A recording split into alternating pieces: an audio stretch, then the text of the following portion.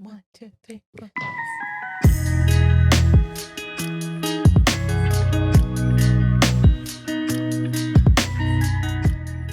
Hey besties, welcome back to IEM Besties. Woo.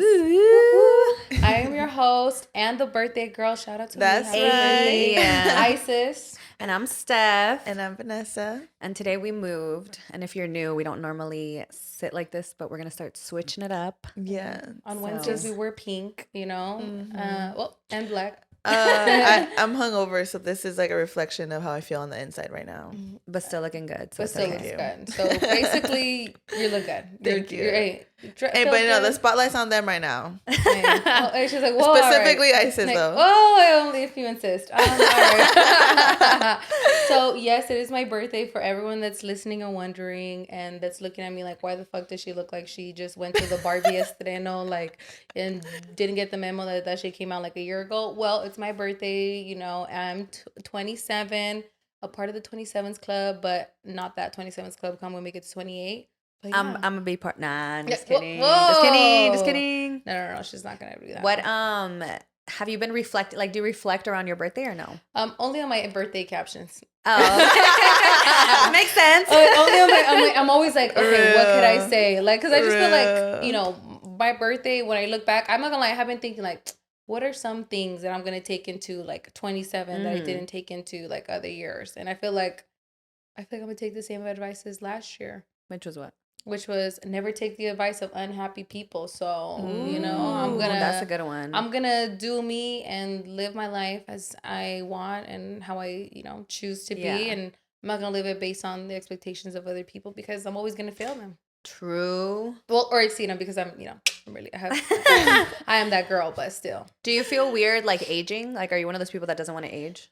So I feel like it's complicated because obviously I have thought like, oh my God, when I get wrinkles, like, you know, I was literally just telling them like I sleep on my side and I've been getting like this one wrinkle over here and I'm like, oh, I need to get retinol. I need to fucking do some shit. But at the same time, like I feel like it's like lucky to be able to grow like you know, grow older in age. I feel like that's a huge blessing. I look at my grandma who's, you know, 85. Is gonna be 85 this year. And I'm like, isn't she so lucky to live to like 85 and be happy and healthy and like get to know her family? So I just feel like, although it'll come with a lot of Botox, maybe some facelift and filler, yeah, I do look forward to growing. That's good. Mature. And I want to say that there's nothing wrong with Botox and fillers, y'all, okay? Because I've been seeing a lot of slander online, and I'm not fucking here for it because I love Botox, bitch. Although, ain't nothing wrong with it. Yeah. I feel like in moderation. Well, yeah. But I also feel like if you want to get wrinkles, that's okay. But don't talk shit about people that don't. Yeah. You know what I mean? Like, I feel like it's one of those, you know, women are like kind of expectations that are put on women as you age. Yeah. But I just think like, bitch, I want to look young. Like, there's nothing wrong. I'm going to be one of those tias that is like at the club at fucking 40 and shit. Right. I don't care. She is not going to be at the club, but she's going to be looking good. I am. I've decided that in my 30s, I'm going to party again. What? So are you stopping now? Yeah, well, right now I don't feel like it, but I feel like when I'm in my 30s and I think everyone is kind of a little bit more settled in their life, I'm hoping everyone's going to want to party again. I feel like nobody wants to party right now because nobody knows what the fuck to do with their life. So everyone's just kind of like, nah, like I can't do this, I can't go out. Nobody wants to party? Not me. I'm like, I'm at the club. I'm like, then call me somebody. No, literally, you and me both. Hey. But like, I feel like party, like I don't want to party in Riverside. I'm sorry, y'all. Not that there's anything wrong with it, but I want to, like, I feel like in my 30s, hopefully, you know, I'm gonna be having a lot of money. I'm gonna be partying in the way that I want to party. Yes, which is on a yacht, the country, at a country club. No, that's right. You know what I mean? Like that kind of party. Okay. She said I want luxe. Yeah.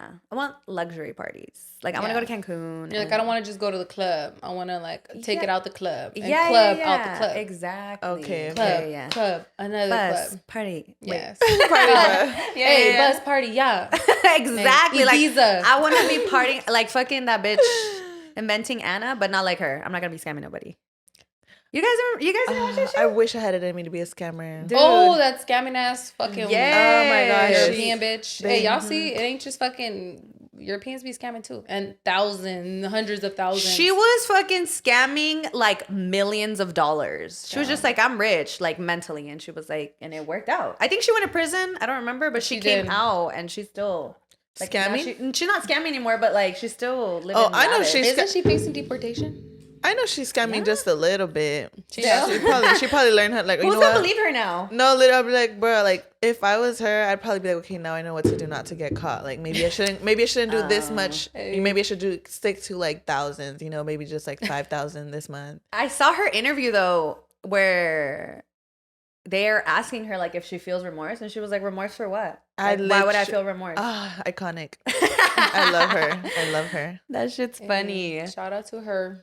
Hey, but speaking of partying, we went to a Te Salud party this last week, and it was so much fun, guys. They were promoting their new flavor, which is peach. Yes. And we got some cute little tumblers. I have mine too, but I'm drinking out of their other one right now. Yeah. This one's really cute too. Always cute, though. Let's look like the beauty girls. Hey, like our hands are going to show. Hey. Thank you, Salud. Match my nails. Hey, oh shit, matches our nails, matches the vibe. Yes. It's like they knew that we knew it was going to be like a peachy blue vibe. Damn Feel me? true. Oh my God, so true. Yeah, And they're all yeah. spring. Yeah. Spring vibes. Spring up. Mine's our Aries season, so you know what it is. Oh, true. Yo, I got this color because of a man. I'm down bad. He picked it? He picked it? Yeah, this is his favorite color. Did he pay for it? No. That's the next step, baby Damn. girl. No, it's honestly okay. I feel like I'm not there yet. Why not? I'm not comfortable with that, with that yet. Oh. I know he would. I know Yeah, 100% he would, but I feel like I feel like it's too soon. Mm-hmm. I feel like I would be like, you're trying to buy me. But I know that's just me though. Maybe it's not, but that's just me. But I know him. I know it wouldn't be like an issue eventually. Yeah. I like when guys pick the color though. I think it's cute. Like back when I was dating and shit. Yeah. I would always be like, who wants to pick my color? And I would always make my friends pick, and then I would comment. I'd be like, oh, if you didn't pick it, like, you're ugly.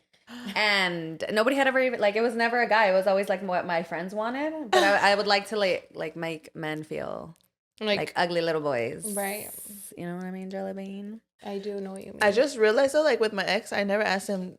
I never asked Brian. Like, how should I get my nails done? What color? Nothing. Never, ever. Oh my But God. would you get your nails done? All the time. I He was never like- offered? He's an artist. No, like I never cared to ask him his opinion, and he never like That shit was doomed to fail. literally, and he never was like, oh, like no. But some guys don't care, because sometimes I ask my boyfriend, he picks the dumbest fucking colors, and I'm like, Bro, No. black. Yeah. Rex has never chosen my nail, but I've never asked him either. I'm like, if he doesn't tell me go pink, I'm probably gonna do blue. No.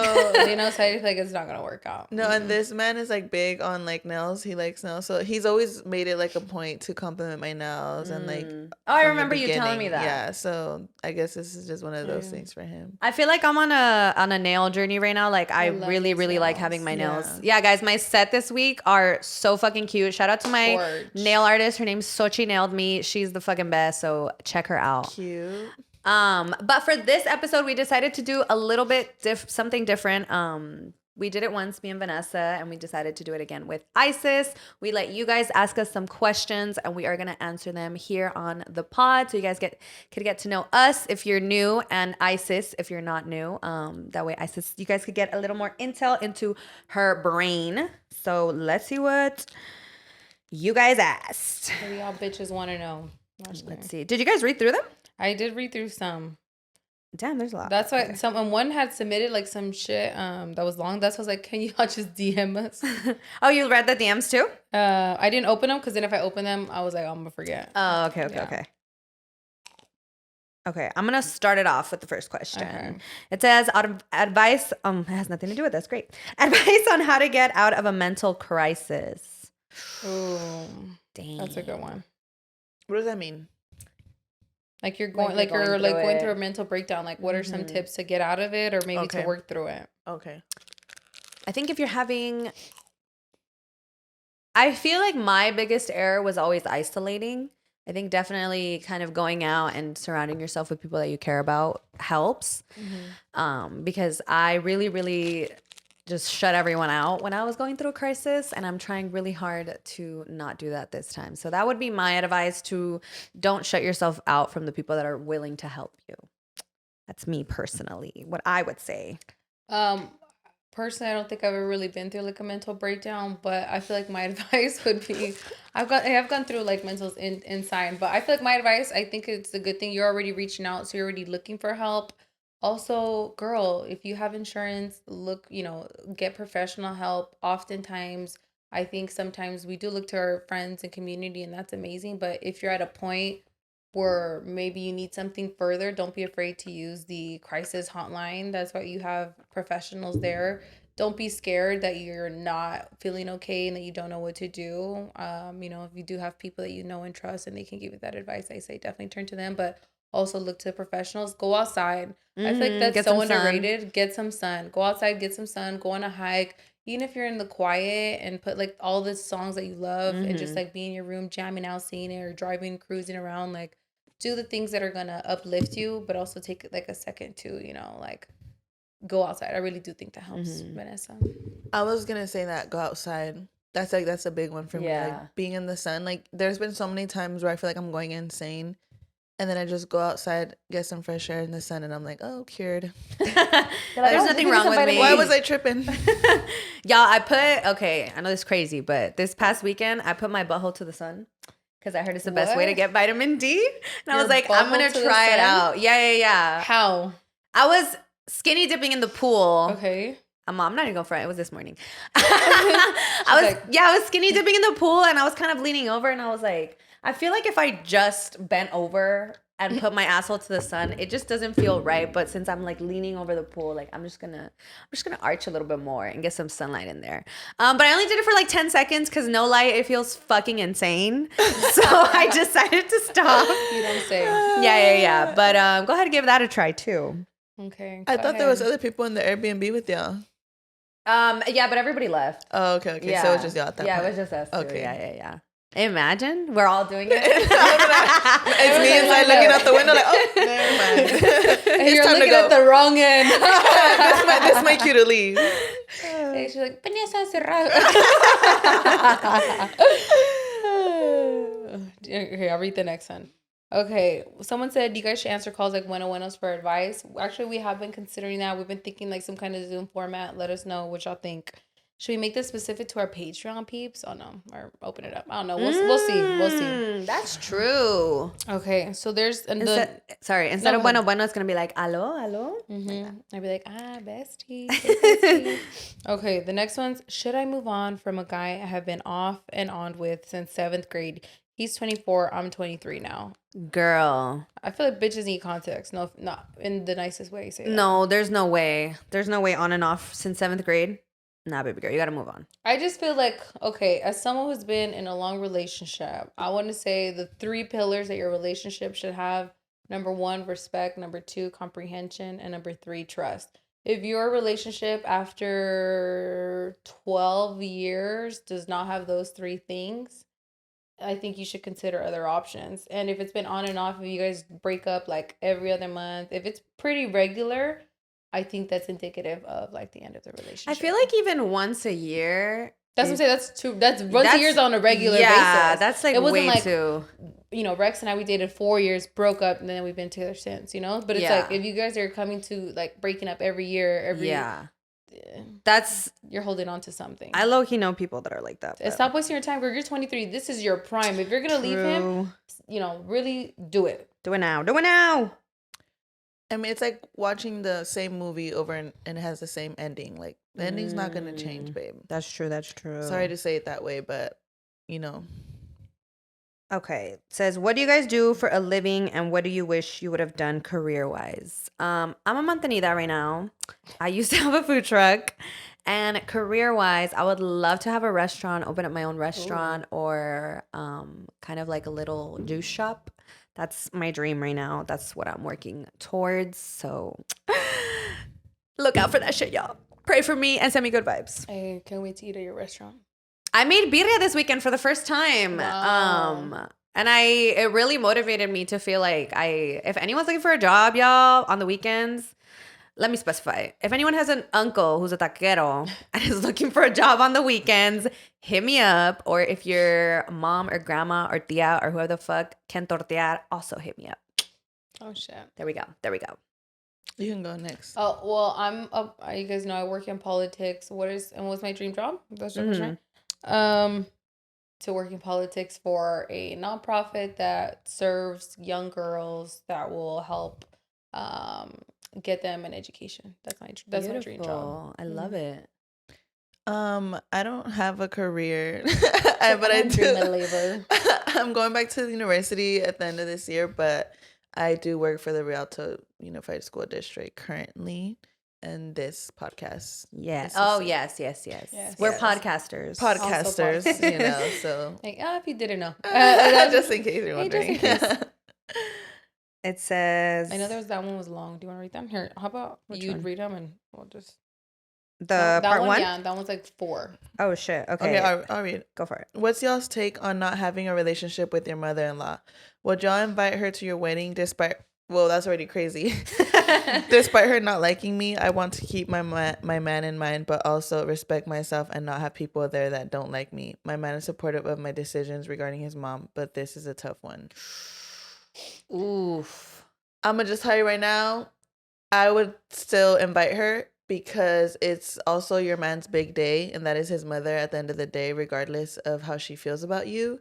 I feel like as long as she can be respectful towards you, not like make you feel uncomfortable, I think you should just have your man set those boundaries with her. Like if she's disrespectful to you, rude to you, makes faces at you, make comments at you, like that kind of behavior that's extremely toxic, I can see why maybe you don't want to invite her. So I would tell your man to have a conversation with her. Like, if you want to go to the wedding, you need to treat her with respect. Like the moment I see you being disrespectful towards my wife on her wedding day, I'm going to have security escort you. Like I personally, like if it's that toxic, but if it's not, if it's just like, she just doesn't really fuck with you, you know what I mean? It's not really toxic like that. Then I would invite her and just ignore her, bitch. Like she's there for her son, whatever. But I guess that's tough. I feel like if your man doesn't care, don't invite her. Because va a amargar el día. For real, like, te va a amargar el día, and for what? If he already doesn't care enough to be like, yeah, come on, like, let's invite her, then I wouldn't invite her. Just because, like, imagine all your pictures or your video, like, she's just going to be sitting there with a fuchi face. That fucking sucks. Or invite her and sit her in the back. Like, not too close, where, like, if there's a camera pan, you can't really see her. Because I feel like that's your day, and if it was that important to your man, then he would kind of had already said, you know what I mean? Like, oh, I really want my mom there. Yeah. But obviously it's rocky between you and him. If not, you know what I mean? I feel like if it was cool with them, with the son and the mom, then he would have been like, no, like, how are we not going to invite my mom to my wedding? Yeah, I would agree with Vanessa. I feel like invite her, just have a point person. So one of your bridesmaids, obviously have the conversation, have your husband have the conversation, and then have one of your bridesmaids be your point person. As in, every time that that mother-in-law approaches you, gets near you, that bridesmaid will be right there to intercept should she make any comments or any unnecessary things that would make you feel bad, or have it be your mom.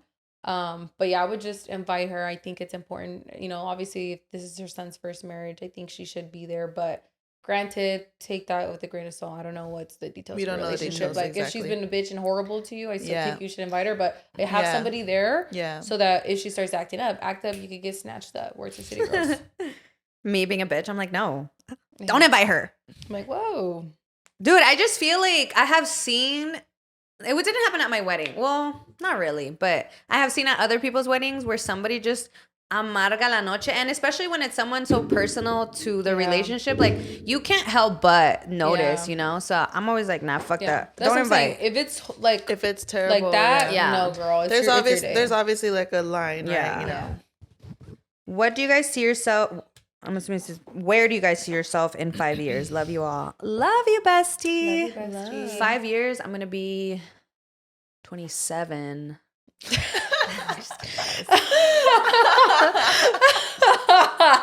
Why are you guys laughing? I'm like, hold the fuck up. Y'all see these fake ass bitches? She had me at the first. I was like, Damn, y'all Had us in the fake. first I feel like that one gift, swear, you're in a goofy mood today for real. I kind of am That was low-key. a good one. That was a good one. I needed that laugh. Let me see. 28, 29, 30, 31, 32, 33. Damn, I can't even count, y'all. I'm going to be 33. At 33, I see myself, honestly, I feel like in 5 years, I better have already opened my shop. And I kind of just see myself expanding on that and expanding on the podcast. So that's really my 5-year goal, regardless. The juice shop. Hopefully, maybe who even knows, my restaurant, but we'll see. Only time could tell. Yeah. Me, hopefully somewhere in a higher position as a director or deputy director in something. I don't know, just making more money. You know, I want to triple what. No, I want to double. Well, I don't mind tripling. You know, I want to make more money and be in a better position in my career. Hopefully, be at a director role. I feel like in 5 years, I should have that experience. Yeah, Love. that's awesome. In 5 years, I see myself graduated from university. Yes. And I hope to have bought a house somewhere where it's just greenery, land, forest vibes. Nice. And I just hope to be happy on my porch, watching my son play. Hopefully married and just in love. And yeah, that's right. Hey, the notebook writer. Huh? Hey, the notebook writer. No, literally. I want to be on the porch painting naked. A porch that goes around the whole house, blue shutters. Just having a bunch of sex. Yes. That's where I see myself. Oh, can I add? I want to be happy. So I think that's really important too. I want to add that. Rich and happy. Do you think about how in 5 years Ezra's going to be like 10? Like a kid? Yeah. 10? Yes, it's insane. That's crazy. I'm just like, wow. Like, they were actually asking me this week, like yesterday when I was in Mexico, like, oh, like, do you want more kids? And I was like, I do want more, but at the same time, I don't think I'll have kids unless I'm with a man that I look at and I'm like, I don't want to have kids, but I want to have your kids. It has to be very specific. Remember we had that conversation of like, because right now I genuinely feel like I would die happy just with my son, like just having no more children. And I think that's kind of like I'm trying to let go of that fear of putting too much expectation on like my love life, but I don't want just a basic love life. Like, I don't want to just be with someone because we just ended up together and there's some love there, but no, like, I want to be like head ass passionately, deeply in love with the person that I'm in. And I want to feel that urge to be like, I just love you so much. I can't imagine not like you want a piece creating something with you, you know, and I want that like love kind. And so it's like, yeah. So I was like thinking about it and I was like, yeah, I would like to have more children. I think Ezra would be a great big brother. He's amazing. So yeah, definitely. Okay. Watch out for next year, y'all. Vanessa's going to have a baby bump. Hell no. Not soon like that. You gotta say April showers brings May flowers. And you know what? You know what though? If in 5 years I do have my house, I feel like I would for sure want to have my house first before I have another kid. Yeah. That's smart. true. That's really smart. Yeah. Plus, I don't know. I was going to say, have a kid and then have your boob job. But then I think you can still breastfeed now, right? I could. Yeah, I could. Breastfeed. And I've actually been watching videos about that because I want to get mine done too. You have to get them, I think, under the muscle. Yeah. Oh, okay. Yeah, so it doesn't make it like difficult. Yeah. That's true. Well, I'm going to say you're still young, but you're not like 21 young. So she said, bitch, you get in there. Stephanie's 22. Yeah. So. I know, guys. We're and you know what? I'm hoping like even if I were to get like my boob job this year, like I'm hoping that like by the time I do have my second son, like God forbid, have my second pregnancy makes him not look right. Like I feel like I trust I'd be in a good place financially where it'd be nothing to me to just get it done. Redo them. Yeah, that's what I was gonna say. Like every 10 years, no? Yeah. Well, some are left to last like 20 years now. Yeah. What the fuck? I feel like I'm gonna do it, y'all. I know some of y'all were like, oh, don't do it. I'm gonna do it. I feel like I would do it every 10 years just because of my own anxiety, of making sure that nothing's rotting in there or anything like that. Yeah, no, that's smart. All right, next up. Do you want to read the DM one? Sure, yeah. I'll look it up. Yeah. We have it. We're having a wedding with no kids, but I know one of my cousins is bound to bring hers.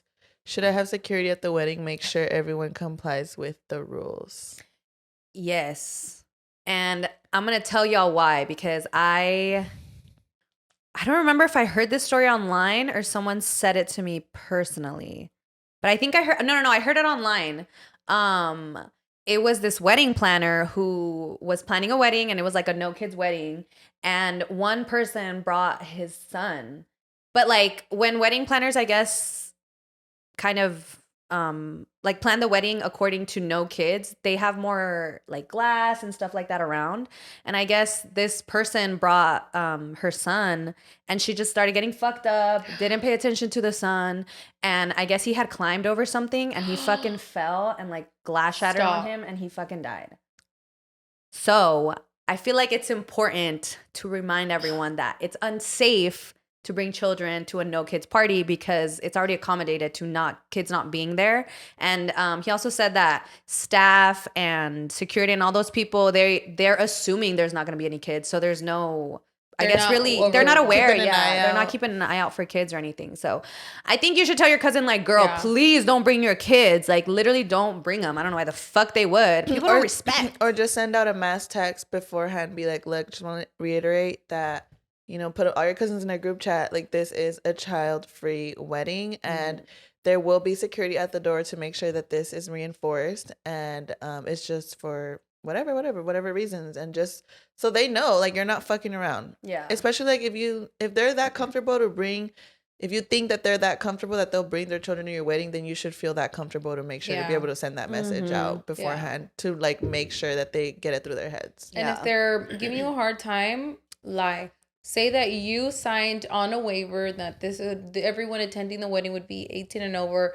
Therefore, you would be fined like a $2,000 charge because of added necessary security. So unless they're planning to pay the invoice that you'd send them upon, you know, arrival with their children, then they should do otherwise. But I would have a direct conversation if you already know that cousin. Tell them like, look, I already have this paper, so if they come, the security is being escorted out because I told them I'm not going to pay that fine. So, and I also feel like if people really care about you, they're not, you know, it's your wedding. It's literally your wedding. I don't understand when people do that with their kids. Like, bro, if you can't find a babysitter, then I'm sorry, you can't come. Don't come. It's not for you. Like, va a haber otras bodas. Right. Sorry, you're going to miss the baddest bitch's wedding, but that's on you. Right. And congratulations. Yeah, congratulations. Wishing you a very happy, long marriage. So excited to see the pictures. Yes. Okay, where'd I go? How do you gain confidence? Isis, I think you should start with this one. Whoa. All right. Only because I'm wearing butterflies, pink, all extra. You have to really come to terms with who you are. Like, you're never going to find confidence if you're constantly comparing yourself to other people. If you think someone else is greater than, less than, you have to think of yourself as the best and not to think that other people are less than, but I'm the best me. There will never be another Isis that's an Aries. His birthday's on April 17th today.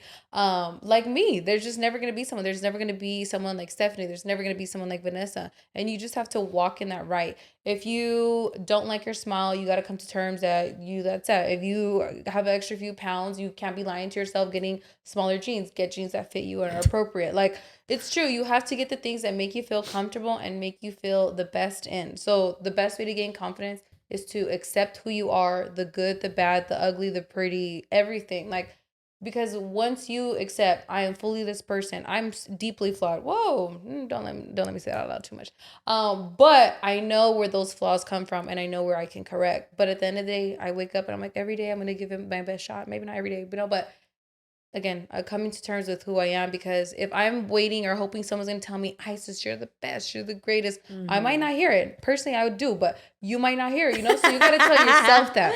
Like, you really got to tell yourself that. Like, what I'm doing now, right? Like, I'm giving you an example of, like, really coming to terms. Like, I know I am audacious, I'm pompous, I'm a little arrogant sometimes, but you know what? I love me, and I would never change the world. You know, I would never change my,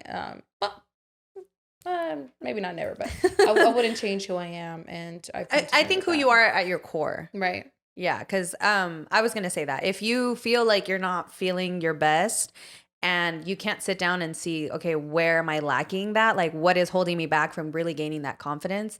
Then you need to work on yourself. You know, like, if, like you said, if you feel like you're unhealthy and you need to work on your body, then go out and actually do it. If you feel like, oh, I want to change my hair and that's going to help me, then do that. I think just really working on the aspect, like if you don't like your teeth, get braces, you know, it's obviously it's deeper than that because economic and whatever. But I think it's more that like, if I'm like, okay, I don't like the way I'm feeling or the way I'm looking, then what can I do to change that? I feel like that was the best way to gain confidence, because it's hard to accept yourself, but it's also hard to sit there and hate yourself. I feel like that's harder. That's harder. Yeah. Yeah.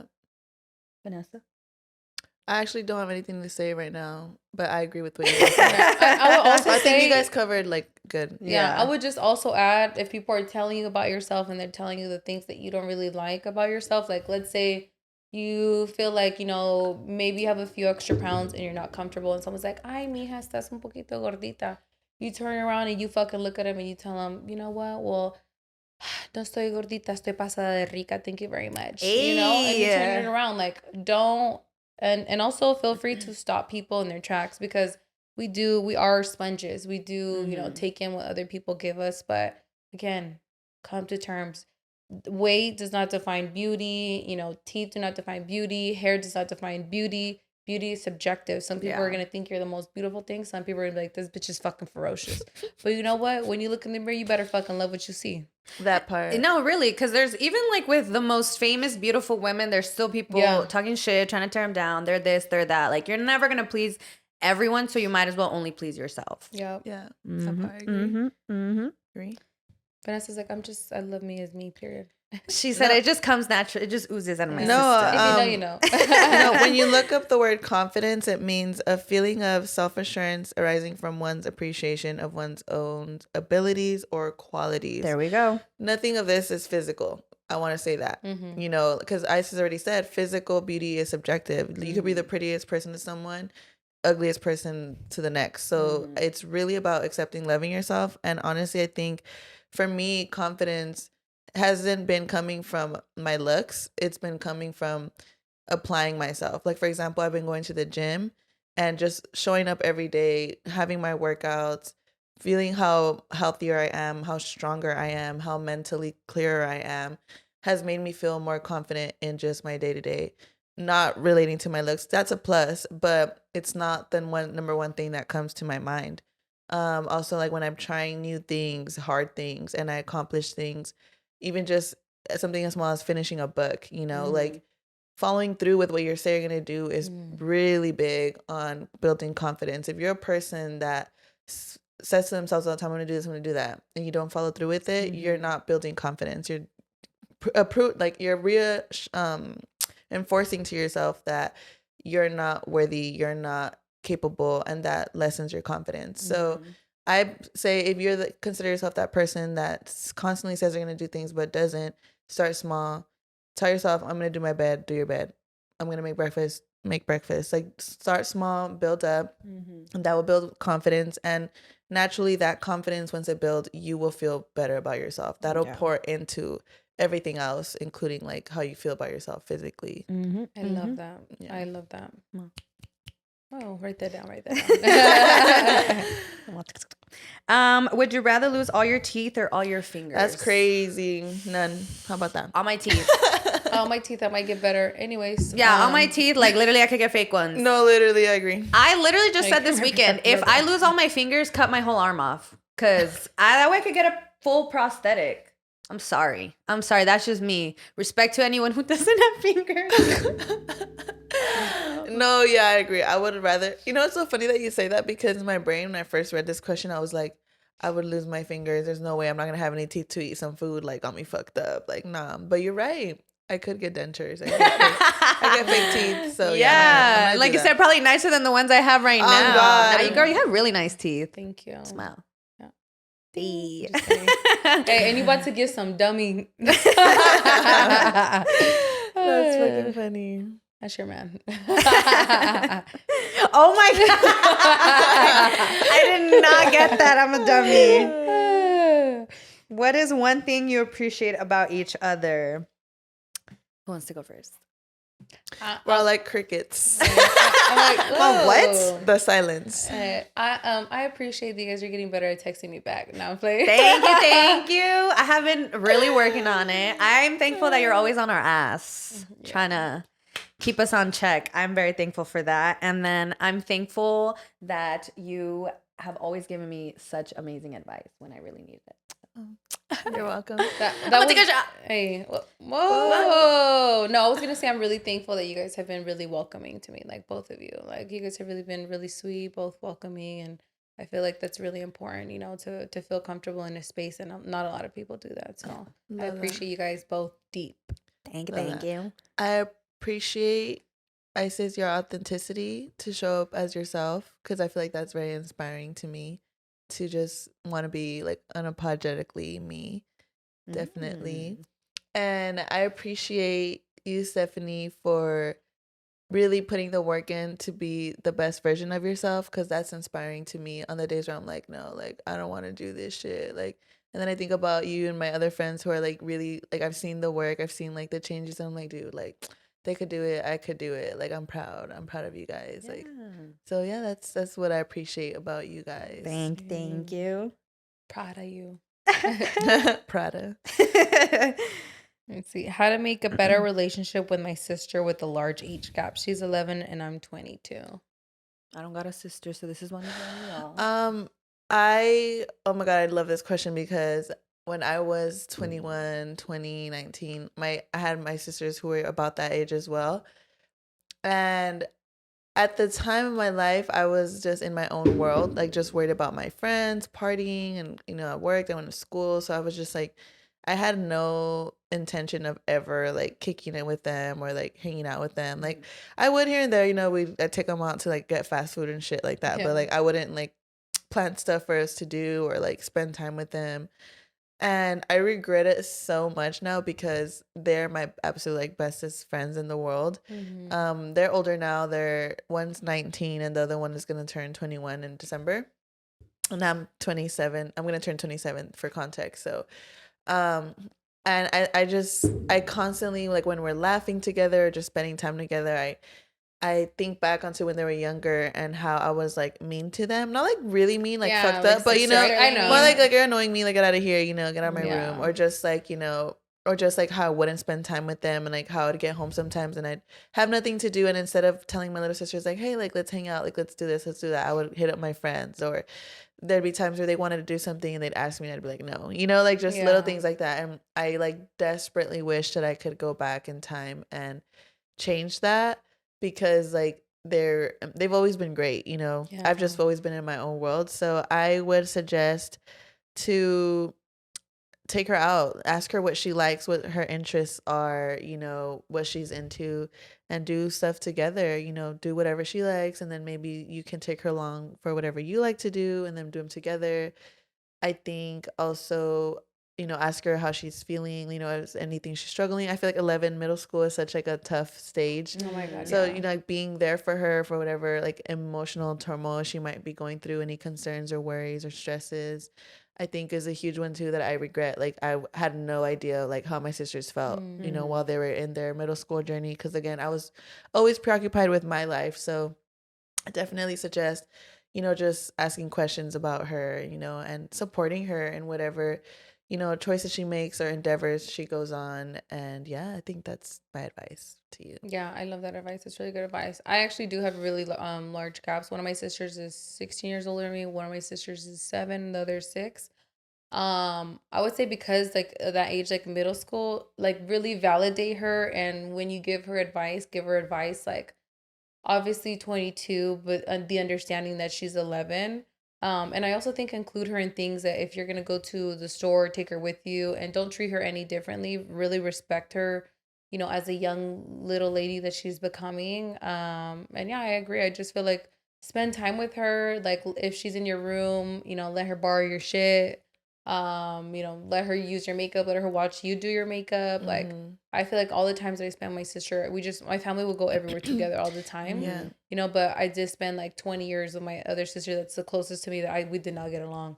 I don't know if I missed out on those years, but we did not get along. I really didn't like her. Even one of my other sisters, we didn't really get along till I was like 21 either. So just put your best effort. And I agree, like spend as much time as you can with her. And if she likes something, maybe once in a while go do some shit that she likes. Or if she was like, can you drop me off at my friend's house, just go do it sometimes, you know, because I feel like they should be like, oh my god, my sister's so cool, and like I'll pick you up, you know, or like keep her little secrets, obviously, you know, keep her secrets a big one within, you know, of course, reason. But I think just provide her that space so that she comes to you rather than like hides from you. Exactly. And also another thing that you made me think about, don't be negative with her in the sense of like if she makes a mistake, don't tear her down. Don't tear her down.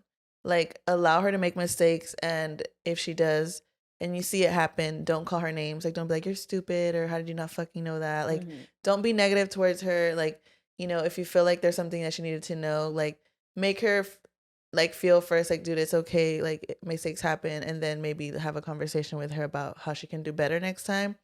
But that is one of the things that, you know, seeing my being close with my sisters now, that's one of the things that I would do, never intentionally, right, you know, but if they would make a mistake, I would like talk shit to them. I'd be like, bro, you guys are fucking dumb, or, you know, whatever, how do you not know how to fucking do that, you know, just say shit like that to them. And now they're you're all strict. No, literally. And it's crazy because, you know, they're struggling now with like taking action and doing things. I feel like they're afraid of like making mistakes. And I hate to think about how I played a part in that because of how I spoke to them, because my mom was already like, my mom was like a million times worse than me. So it's like I internalized her voice, so I was, you know, doing it to them too. But it's just don't make her feel bad for making mistakes, like, you know. And if you have a hard time, you know, not beating yourself up for you making mistakes, I feel like that's a good start, you know. I feel like when you're able to have grace for someone, especially like your younger sister, it'll make you feel like you can have it for yourself. So yeah, that's something else I would say. That's a big one, I think, in my book. Beautiful. I love it. I wish I had a sister. It says, do you all follow the ex bestie? No. Why do you guys keep bringing her up? I would like to say this right now. Don't bring her up ever again. And not because like we don't like her or anything like that. It's just, it's in the past. You know, I would like to leave it in the past. No drama, no beef, no hate towards her. I hope she's flourishing. We definitely even introspected, Steph and I, on that whole situation, and we even realized how we could have possibly done things differently. And again, there's no tea, no shade, no hate towards the girl, and I would appreciate it if we could all leave it behind us, because it's really shouldn't be a topic of conversation anymore. There we go. Ya lo regañaron. All right, next. It's like, I got my cousin a job twice. She's a mom now and asking me for a third. Should I? She's 19. No, me personally, I wouldn't, because I feel like if you already know she's not gonna follow through, and she's already shown you constantly that she can't keep a job. And I feel like at that point, it just kind of makes you look bad. It does. You're recommending someone that's not reliable. It does. And not just that, but like she needs to learn her lesson that she's not always going to have people to just get her jobs. She's going to have to learn to be responsible and follow through with her jobs, especially if she's a mom. So, yeah. I would say yes, but tell her this is my last time. But I will, with the caveat that this is a job that maybe you're not thinking long term in. So if this is like, you know, you're working at like a fast food restaurant, you're like, I don't think I'm going to see myself working here like in 5 years. Like if you're not a manager or things like that, then I will get her the job, but tell her like, look, this is the last time. Yeah. You know? But if it's like a place like me, you know, like in I'm in a career. I feel like I'm in my career. I'm not in a job. If it's at a place in your career, I wouldn't. Yeah. Okay. I agree with that. I like that. Us bitches. Like, no, don't fuck do it. That.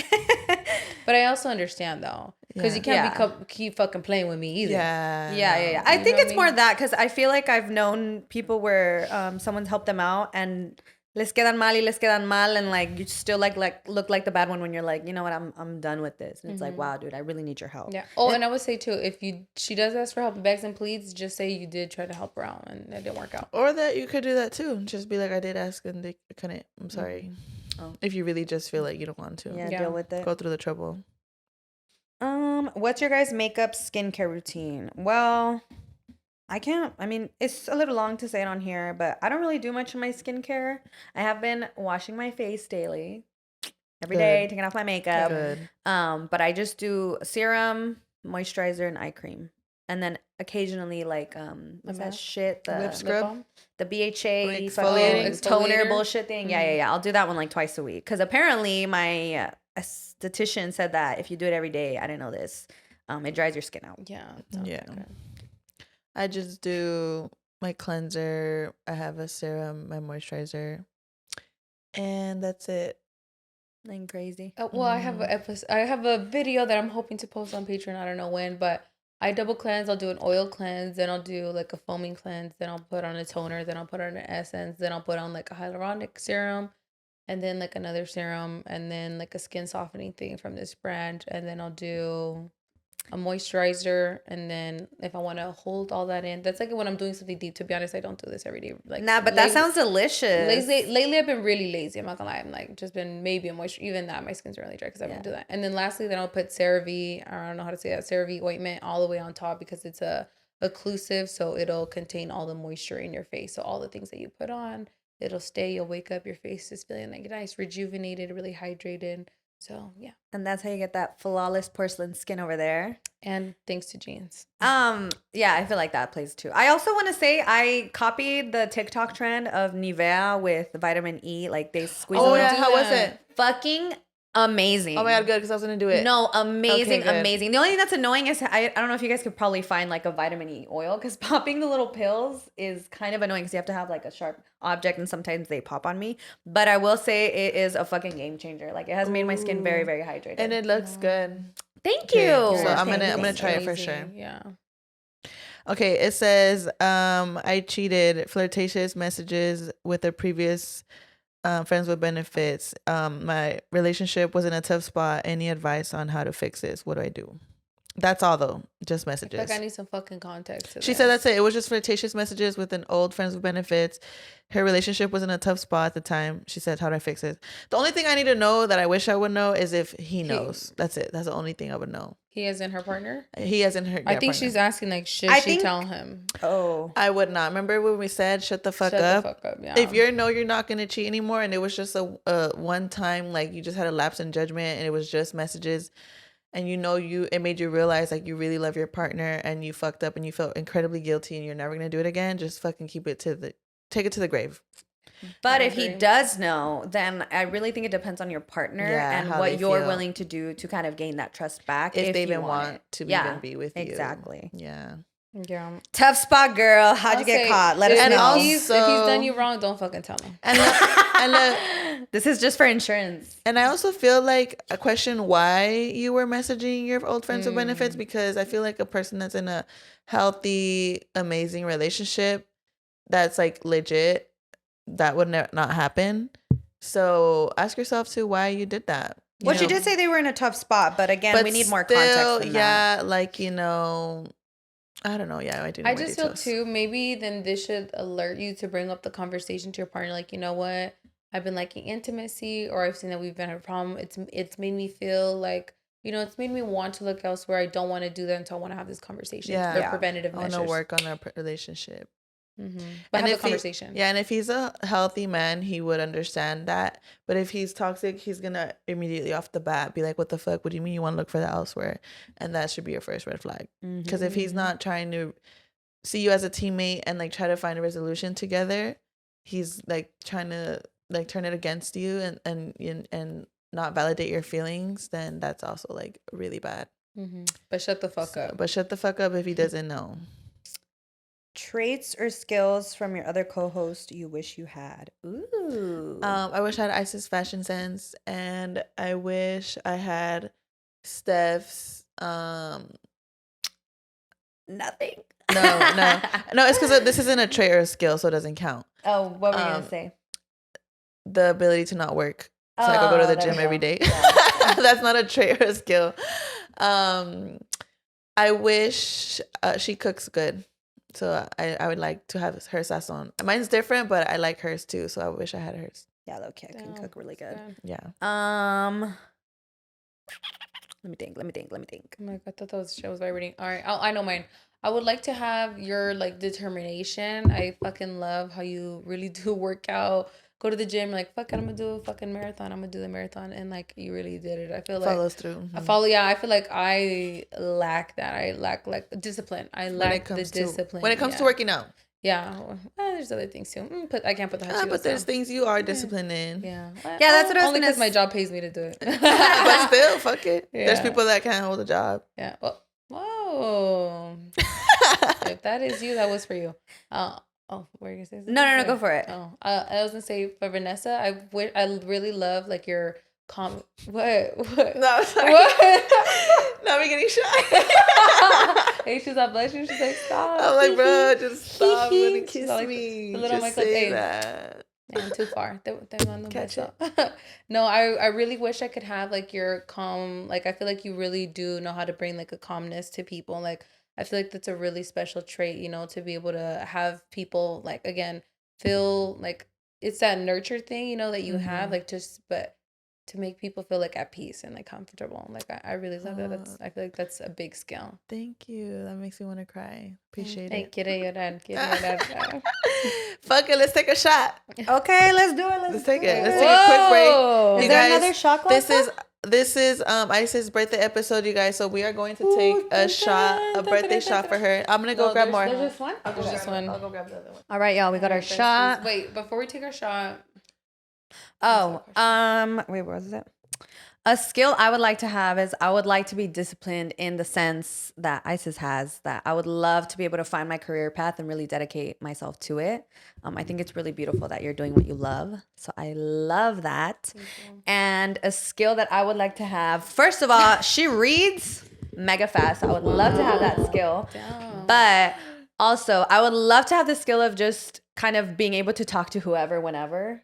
At any setting. I think that's really cool. I wish I really, really had that. I feel like I do, but it just comes naturally to Vanessa. She'll be like, I don't give a fuck. I'll tell them. I'll talk to them. So I really, really would love to have that. So cheers to Isis. Happy birthday. I hope you have a beautiful day. And also, I hope your party is the shit. We're going to look so beautiful, guys. So y'all better watch out. Gorgeous. Cheers. Cheers. Oh.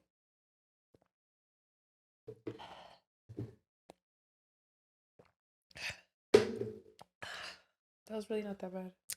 Yeah, it was good. I like that one. Me, it's my bottle. Lalo? You know, in Honduras, when someone's dumb, like, ay, no te hagas lela. Like, dumb. Yeah, but in what sense? Like, lela, like dumb. Like don't be dumb. Like, oh, no, I know. But why were you saying that is what I meant. Oh, I don't know what. Lalo just made me Lalo. Yeah. I used to date a guy named... She's like, what are you fucking trying to say, bitch? Be clear. No, because my mom says that to me. She's like, pareces Lela. So Mexicans say it too? Yeah. Okay. I used to have a boyfriend named Lorenzo, and my mom hated him, and she'd always be like, ay, parece bien Lorenzo. Like, he looks stupid. And I'd be like, Mom, leave him alone. I love him. I'm done. Okay. We're going to read a longer one now. Oh, okay. So this one says, Besties. I fell for him, also my best friend. We had sex 3 times, and after that, he blocked me, saying he messed up. He wants to work on himself. Yeah, he gave me those signs of wanting to be my boyfriend and girlfriend. Wanting to be boyfriend and girlfriend. I told him I would give him space and distance. That's when he blocked me, and now he doesn't talk to me. So are you guys? So like, are you just sharing tea? I'm sorry. I'm sorry, sweetie. That sucks. That shot hit already. I'm sorry. That's not funny. No. We're not laughing because it's funny. It's just more of like, damn, that's a lot. I think you should move on. I think when someone blocks you, it's pretty clear. I recently heard on TikTok, and I live and breathe by it now to everyone. If that's your soulmate, I'm pretty sure he's gonna actually like you and want to date you. Yeah, want to be with you. Wow. And honestly, look, I feel like God never closes the door without opening a better one. So if this man you thought was good for you or great, whatever, the next one is going to be even better. So just focus on yourself, hang out with your friends, your family, do fun things for yourself, and you'll attract the person that you're supposed to be with. Yes. Agree. No. Did you read that one off of a DM? Yeah. Oh, okay. I'll read the other. Whoa, this one's long too. Okay. Hey, she said Beasties. Hey, sometimes we're a little beast-like. Hey. She's like, hey, Besties, I love your podcast. You girls are doing amazing. Thank you, babe. Thank you. So me and my man have been together for a little over 5 years. I'm 22 and he's about to be 26. Our relationship has been good so far. Little to no arguing overall. It's been a good year and a half. But it seems like he doesn't want to take that next step into our relationship, like moving in or possibly engagement. And I have mentioned these topics before, and he just says he will soon. He will or soon. So I'm just kind of left thinking, should I continue waiting? And that's what always frustrates me, is that he says, let's have a baby. Oh, let me finish reading before I got something to say. But he knows that I would like to be engaged first if we were ever to plan to have a baby. I don't feel like I don't. I just feel like taking that next step isn't going to happen. And I keep making excuses that, oh, maybe he just wants to be financially stable. But he doesn't mention that. And well, with his spending actions, it doesn't show that. Any advice is appreciated. I just want to go back to your second to last paragraph. I don't feel like taking the next step isn't going to, I feel like taking the next step isn't going to happen. Period. All right, there's your answer. No, really. I feel like you answer that to yourself. And I feel like, I'm sorry, I was just talking shit about this. I hate people who intentionally get pregnant and say, oh, you know what? I don't want to get married because we're taking things too fast. I'm sorry, you could dissolve a marriage. You cannot dissolve a child once it's here. You know, it's just California, you can abort. But you cannot, once a child is here and has a social security number, you cannot dissolve that child. So I feel like it seems to me like, you know, he's not looking to take the next step that you want.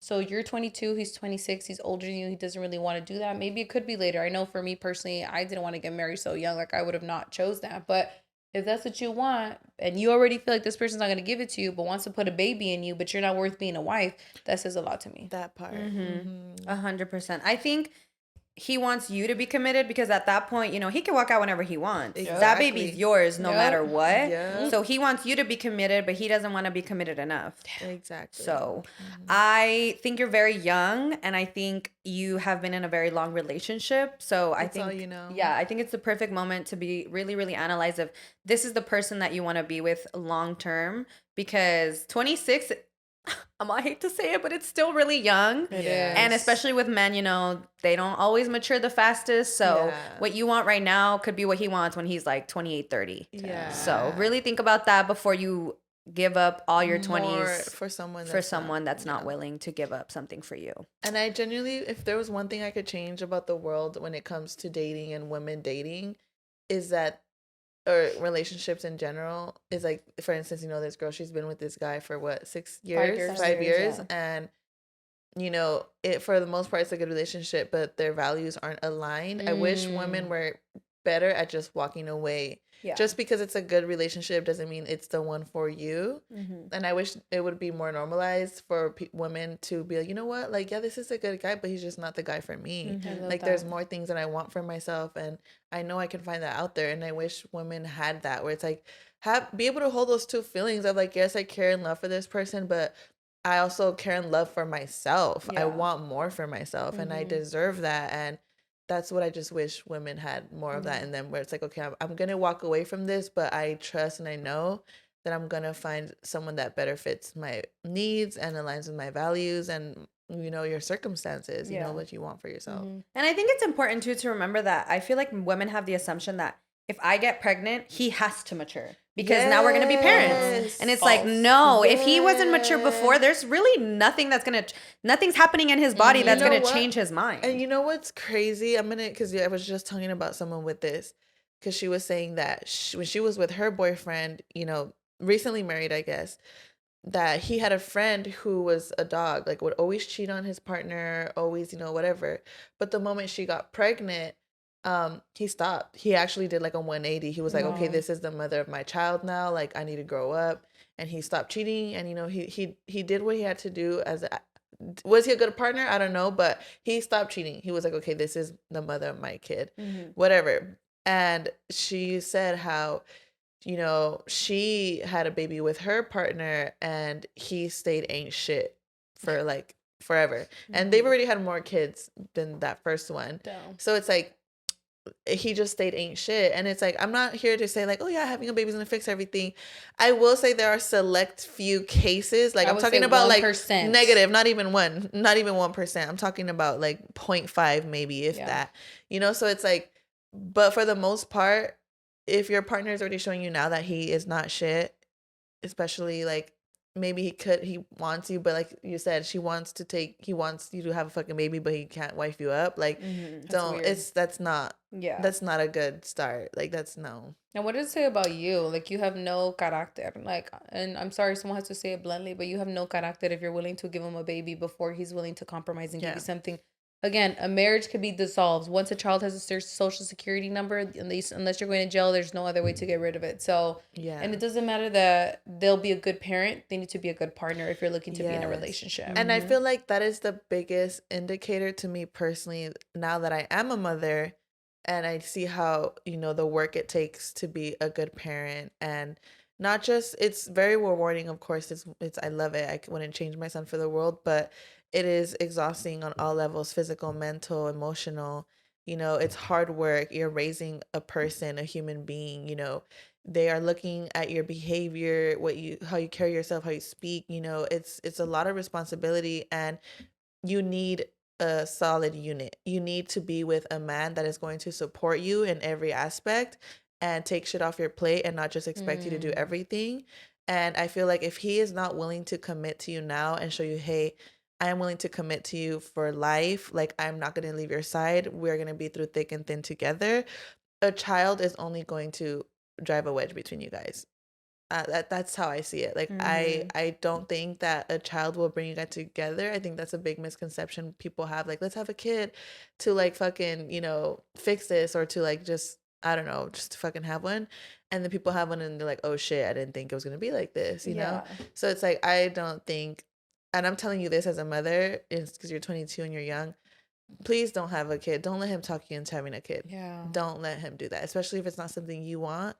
Don't. Especially if he can't give you what you want. Yeah, like if there's no commitment, then why would you? Exactly. Don't do it. Don't do it. Because at this point, you're family planning. Like, accidents happen, but of course, if he's telling you this, you need to also be taking the necessary precautions to protect yourself, because men get a bunch of bitches pregnant and move on to the next bitch. I'm sorry. So you need to think about you. Exactly. So on that part, I'm gonna leave his ass.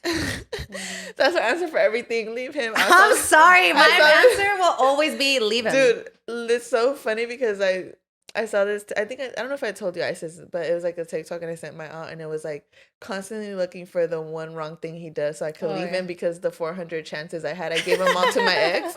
Oh my God. That is so real though. Like, I've literally been on like a leave him kick. Leave him. Just leave him. I have always been like, that's why nobody comes to me no more.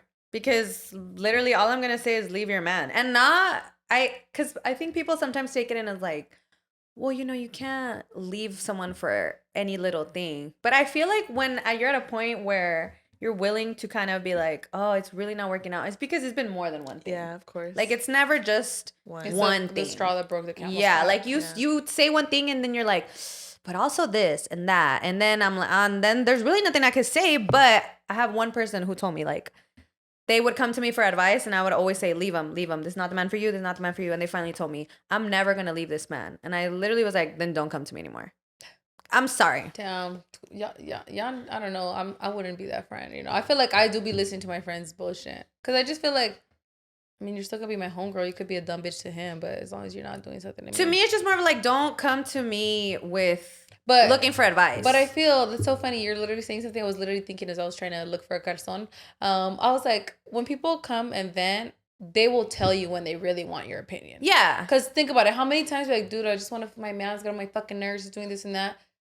They're just talking. Yeah. But they'll tell you, no, dude, what do you really think? People will straight up say that when they really want to know what you have to say. So other times I just feel like, I'm going to just hear out my man. I have one homegirl that always be bitching about her man, but I know she ain't fucking leaving her man. But I'm like, yeah, bitch, fuck him. But it's different if they're bitching and they're like, I can't fucking stand this shit anymore. Like, I'm tired of it. I'm over it. If that's, like, if you're constantly calling me, telling me you're over it, and you're not, and you're just, like, exhausting me with a draining situation that you willingly don't want to get out of, but then you're still telling me, no, I want to leave. I just don't know how. I can't, blah, blah, blah. Like, it's just too much. I really am such a hard believer on that. And I know it sounds harsh and fucked up, but it's fucked up to put yourself in a fucked up situation and then expect the people that really love you and care about you to just sit back and watch. Yeah. And I'm just not willing to do that for my friends anymore. Like, if you And I'm talking about drastic shit. Obviously, if your man's just fucking doing dumb shit, like, oh, he liked a girl's picture, like, yeah. I'm not going to be like, leave him. But if it's situations that to me are worth leaving your man and you're just looking for somebody to kind of coddle your feelings and be like, no, yeah, but work through it. Like, that's not going to be me. Yeah. I'm sorry. That's not going to be me.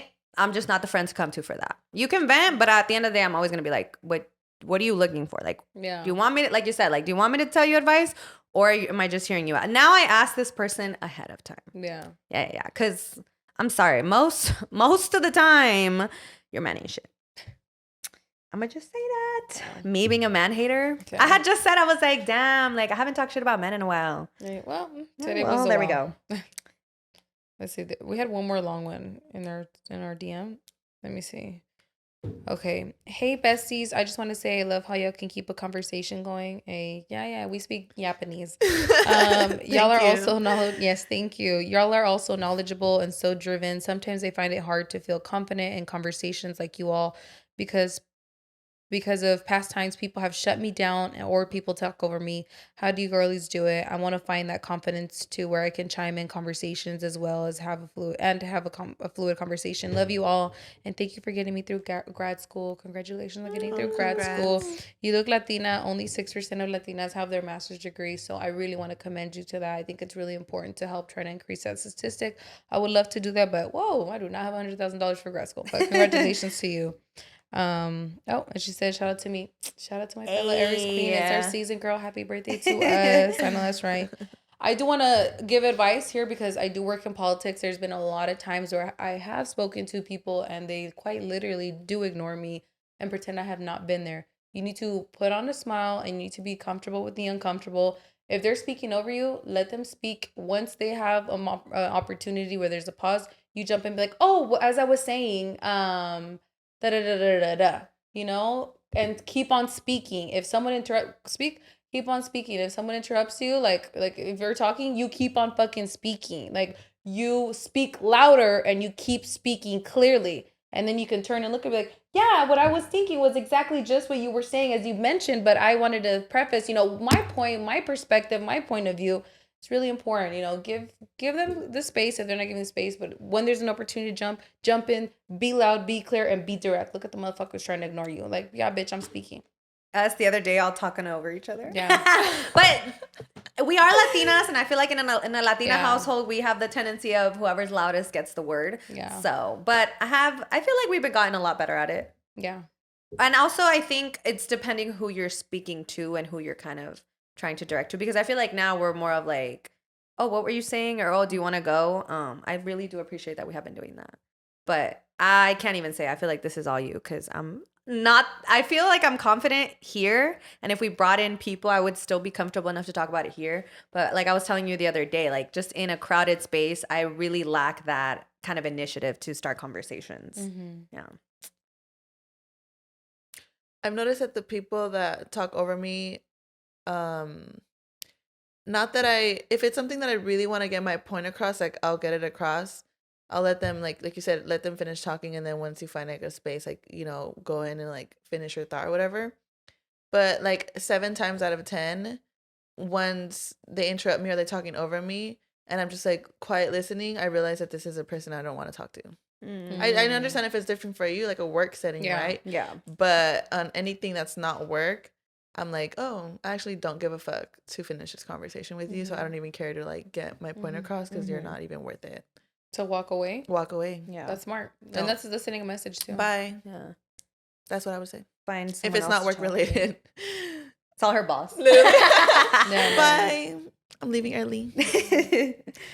Hello, besties. Did you meet Cierra Ramirez at the solo event? If so, how was it? No, I saw her and I love Good Trouble. So I definitely wanted to go up to say hi, but I was too chicken. She was with her little girlfriend. So I didn't want to like go like, hey. So and I think she was only there for a bit because after a while I didn't see her. I didn't even see her. Yeah. Rex said that he saw her. Like, so when we were talking. It was when you were at the other bar. Oh, okay. And then we kind of saw her across the bar. I tried my best to keep my composure because I am such a fan of Cierra Ramirez. I have been watching her since I was a little girl. And she's part of the reason, because I always said, like, if I get famous, I'm going to get a cool last name. Like, I'm not going to be Ramirez because that's generic and that sucks. So when I saw her, I think she was, I can't remember the movie name, but I think it's called Girlhood. She was in it with Eva Longoria. Oh, I love that movie. Yeah, and I remember when I saw it, I was like, oh my gosh, her last name's Ramirez and I'm a Ramirez. Like, she really, really gave me that confidence. And I mean, she's Latina, so she's a fucking queen. Everybody tag her so she can be on the podcast because I would love to have her on. I'm such a huge fan, but unfortunately, we didn't get to meet her. And I also feel like in those settings, I know she's there supporting her friends, so I don't want to kind of like bombard her. Those are the moments that I wish I had the initiative to be able to go up to someone and have a conversation like that, but shout out to Cierra Ramirez. She's fucking beautiful. Oh, I'm lying. I've met her before when I worked at Six Flags as a scare actor. She went there with her ex-boyfriend. And I was Jeff? like, with Jeff. I was like the kind of, I don't know, for this specific maze, there was a person that had to like direct the crowd and like show them a little presentation beforehand. And I was doing that. And her and her man were right at the front.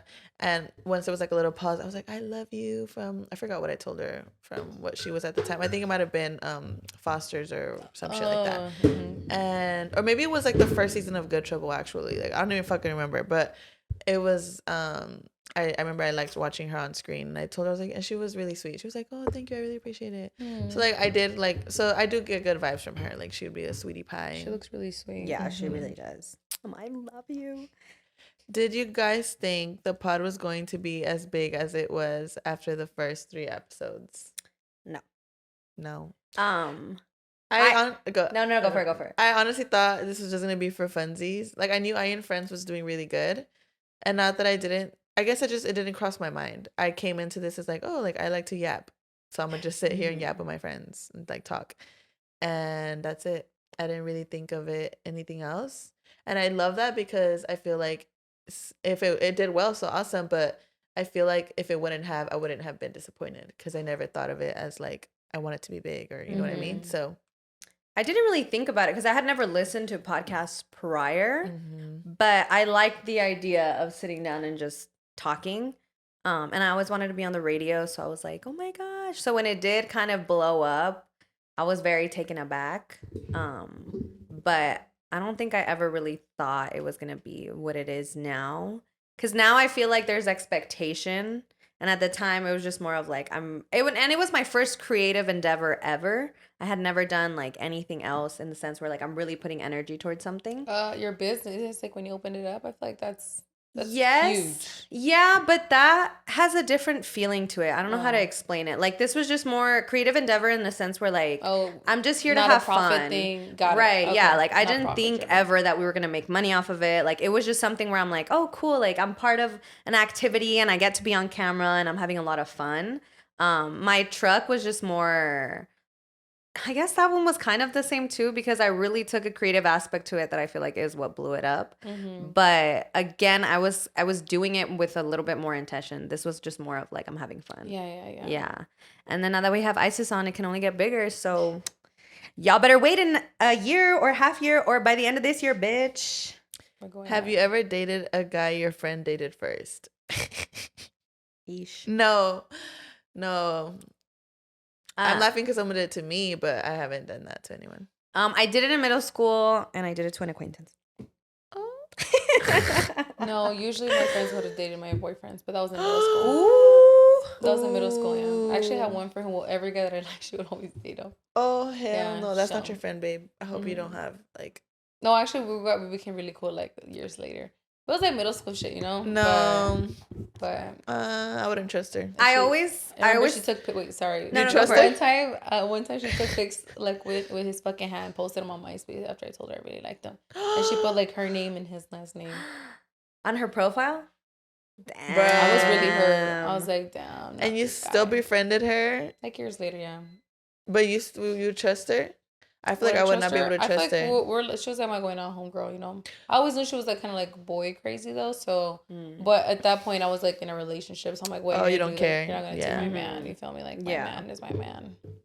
True. Thankfully, my friends and I always had really different tastes. Yeah, same. So it was never really an issue. I just like middle school, it's like you only have like what you got, you know? Yeah. So everyone's dating the same boys. Even in high school, like my friends, like if my friend had a boyfriend, I would always be like, oh, not this ugly motherfucker. Like, no way. I feel like my friends and I always, which is funny because it was 5 of us. Mm-hmm. So the fact that we all had really, really different tastes in men was really nice. Me and my best friend always dated best friends. So I feel like that's part of the reason that we stayed really close, because we always dated best friends. So when we would party, we'd go together. Whenever we would do shit, we would always do it together, which was cool. That's really cute. That's funny. How can I improve my game to be able to have a second date as a guy who is 24? I think I don't like the word game, because to me, game feels like not serious. Mm-hmm. But if you really are interested in this girl and you want to take her on a second date, I genuinely think you should just be yourself. And if you guys click, you will click and you'll feel it, and you will just ask her on a second date. And if she felt it, she will say yes. And don't overthink it. Like, genuinely. Like, I feel like that's all I can say. Yeah, because I mean, I feel like if she wants to go on a second date, then you're gonna know. And if not, then I don't really, that's clearly not the person for you. And if you're not sure, ask her. There's nothing wrong with, Yeah. like, asking her, hey, like, would you like to go on a second date? I had a great time on the first one. I know. There's very little context to this. Yeah. I know. There's so much content. Like, what? Like, did you get a feeling she didn't like you? She does. Like, I feel like if you're a really persistent guy, take 3 steps back. Don't be continuously, like, hitting her up. Give her some space. But also, like, hit her up regularly enough that if she feels she's your responding, presence. I say, like, do what you're doing. But if she's not responding, I think that's your answer. Yeah. Yeah. That's perfect.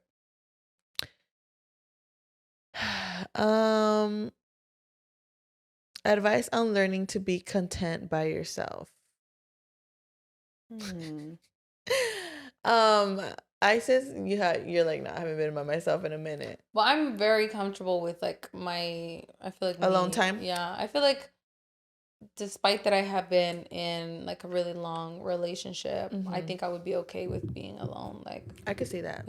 But again, it comes with me being so sure in who I am, So I feel, I don't know, what's your guys' advice? I feel like it would just, can you guys really take my word? Like, I've been with someone for 10 years. But it doesn't matter, because I think the fact that you're able to travel while being in a, dedicated relationship, like, that says a lot, because most people can't be separated from their partner, or some people wouldn't be comfortable with their partner leaving. So I feel like that's part of the reason that you're so sure that you'd be okay by yourself, because you, for a while, you kind of are. You have to fend for yourself, you have to look out for yourself, you have to, do all these things alone. So I think it's still valid, as opposed to someone who's just stuck with their partner. But I would say that it's really that being confident in who you are and being aware that you can make it on your own. You are your own person. You are the person that's going to love you the most, more than anyone. So having someone is a compliment. It's not your whole being. I feel like that's really, because I went a little nuts by myself, but it's really just accepting, like, I'm alone. So where the fuck am I going to go from here now? How do I move forward? And how am I comfortable with my emptiness? No, I'm kidding. But with my loneliness, just falling in love with your lonely self. I'd say just, pick up some hobbies, lean on your friends and family. You can do fun things. All the fun things you want to do with someone, do them by yourself or with a friend or with a family member. Work on things that you feel like maybe in your previous relationship you weren't the best at. I feel like that's a good one. I feel like one of my things, for example, from my past relationship that I was really bad at was I was extremely defensive in the beginning half of it. And towards the end, I worked on it, but it was still something that was a part of me. And I knew that in my next relationship, I wanted to be able to make space for my partner's feelings and not take it personal, So I actively worked on that by working whenever I got defensive with a family member, my sisters, or like a friend or something. I would like actively try to listen, try to like validate their feelings and do what I had to do and kind of check why I felt defensive in those moments, introspect, okay, like why did this make me feel some kind of way? And I feel like now I'm definitely at a point where I can be in a relationship and not get defensive, and I could feel comfortable with the uncomfortableness that comes with your partner telling you something maybe that's not so good about yourself, or how you hurt them in some kind of way. So I definitely would say just those things, really. I feel like more than anything, what I've loved about being alone is that it's made me realize I don't need anyone. Like, I would like to, like you said, to compliment you, but I've learned to love my life alone and not feeling like I need to be with someone to feel complete. And that takes a while. Like, that's not something that happens overnight. That's not something that you just wake up one day.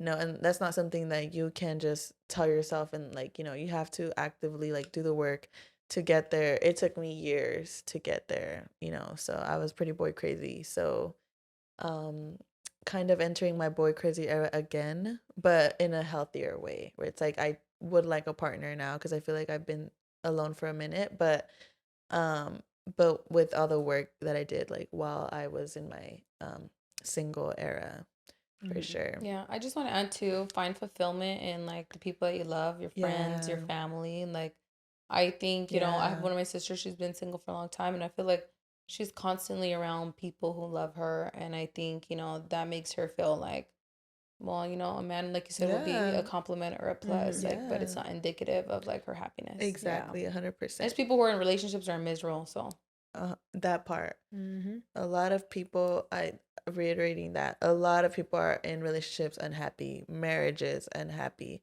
So I think that's why I always like to emphasize doing the work on yourself if you are single, if you were in a relationship previously, because you don't want to be that. I was literally just telling that to my aunt yesterday. Like, most relationships that are around me are unhappy. Like, I don't really have, at least in my family, right? Like, I don't see relationships that are like where I'm looking at them and I'm like, these are people that, yeah, they have their problems, but they're in love, or they're life partners. Like, they have each other's backs. Like, they have something solid, that I would look at the relationship and be like, I would want that, kind of relationship. And that makes me very upset because I love the women in my life. I love and I cherish them deeply, and I think it sucks. And the men too, but it just sucks. The work, it just sucks that, they don't have those healthy relationships. So it's like, you should want that for yourself. You should want to have a good, healthy relationship. So the work starts with yourself. So don't see this period of your life as like, not, I don't know. Don't see it as a bad one. I used to think being single was like lame, like, oh my God, because just, just love and all that. But I really truly learned to love being on my own. I really think I fell in love with it. I heard this quote one time that said, you're going to have the rest of your life to spend with someone. So enjoy your single years, because you have very few of them, very, very few. Love comes when you least expect it. So genuinely just enjoy these single years where you don't have to answer to nobody, you don't have to check in with nobody, you don't have to take anyone's feelings into consideration but your own. You make your choices, you can be spontaneous, you can do whatever the hell you want. Take advantage of that, have experiences, learn, grow, laugh, cry, do whatever on your own. It's going to be so great. And I feel like it's going to be great when someone does come in your life and you could look back and be like, I had my time where it was just me and like my family and my friends, and and I mean, essentially you just grow more and you have more to offer to someone. Yes, definitely more to offer. Okay, it says boyfriend being friends with ex who had a heavy past together. And that's your man? No, girl. No. That's a big no. I think so, especially because like me and my ex, like, we're cordial and I love him and I wish him well, but I don't want to see him. I don't want to speak to him. I hope he does great from a distance. I don't really see why you would need to kind of keep that contact with someone. I know a lot of people are like, oh, well, we went through a lot together, which I understand. And you can have that respect. And if at the end of the day, they're like, I really need you, it's something that if you're open with your partner, whatever. But I don't really think there should be anything there. But also, I've been a little on a jealous craze. So who knows if that's just me. Rex is not friends with any exes, so yeah. I'm friends with my ex because I have to be, because he's the father of my child. Yeah. But if he was not the father of my child, I would not talk to that man. I just feel like the occasional check-in, like if it pops into your head, you know, like, how are you? You know, if it was someone that you guys had a really good, healthy relationship and it just ended, you know, like maybe like see them from afar, like, you know, the occasional Yeah, like good. run into each other at the store. Yeah, like good, how are you? And leave it at that. Cool. You know, Mhm. whatever. I think I wouldn't mind, but if it's like a constantly like texting or like seeing each other, things Mhm. like that, I personally would not feel comfortable with that.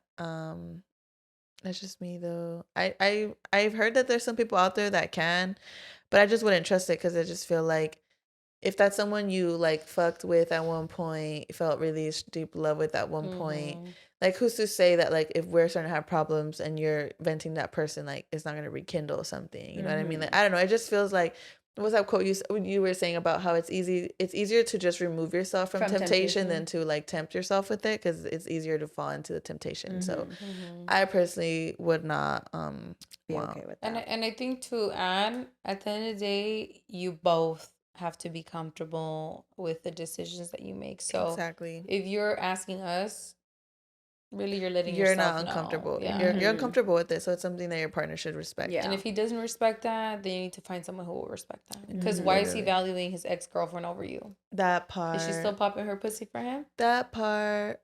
No, I knew a guy who literally told me, he was like, oh yeah, you know, oh, the guy who told me that he never thought I was gonna, Oh my God. I was gonna whatever. that He guy. was like, nah, like my ex has just done too much for me. Like I'll drop anything and anyone to be there for her. And I was like, So why aren't you with her then? Go be with her. So then why'd you cheat on her? Oh. That's tea. That sounds like a guy. That's just me throwing who's shade. regretful. I'm mad at men. I don't know why. Hey, fuck him, cause look at you and look at him watching for you. real. For real. Sorry, y'all, if you're not my man. I hate you. Let's see. Literally, thoughts on cannabis in the Latino community. Cultivators. I don't know anything about the subject, so I don't have an what is opinion that on thing? it. It just says thoughts on cannabis in the Latino community.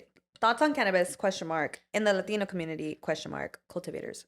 I don't know enough about it, so I don't have an opinion. So I'm gonna let Isis take the lead on this I'm one. dead. No, actually, I just recently changed my opinion on this because I was unaware. One of my friends, she's super smart. She works at the Capitol. One day, so she's gonna be a Supreme Court justice. Like, shout out to her. I don't want to give her name out though, in case she's fucking like. She's like, I don't want to associate with people like you. And I understand. But she actually was telling me that like because agriculture. What is it like? Agriculture. What are you trying to say? Like the people who pick farmers. Oh, farmer. No, not farmers. I mean, essentially, it's a type of farmer. The people who are like doing the picking and stuff, okay. you know, I guess cultivators, right? That's what they put. Yeah, cultivators. So a lot of them are they're undocumented, and so sometimes because people that are growing cannabis, it's a illegal industry. These people don't have workers' rights, so sometimes they'll get caught up in like, you know, they'll get fined with crimes, or if it's been a bad deal, they'll just end up killing them. And because they're like undocumented, these people go Missing, essentially. missing, and nobody really cares for them. So I guess it is troubling, deeply troubling, because I'm like, I understand you should be able to grow it and not have any repercussions, but because they're immigrants often get abused and overworked.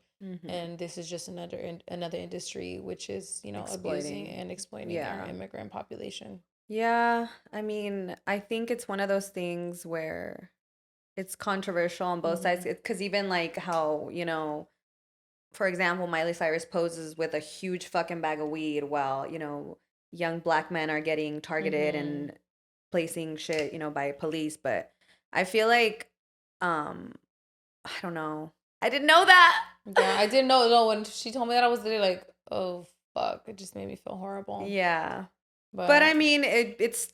I just feel like immigrants are pillars. You know, it's like that with our food. Yeah, with our vegetables and our fruit and all of that. Like, it really is them kind of holding it down. Did you guys know that the only reason that we have salmonella like in a lot of our foods is because immigrants aren't given like restroom breaks and time out. So a lot of the times they have to use the restroom while they're working, and that's why we get like salmonella reasons. So it's all of that could actually be prevented, but because again they're immigrants, people don't give them any workers' rights. And so as a result, we are harmed because these people are not protected at work.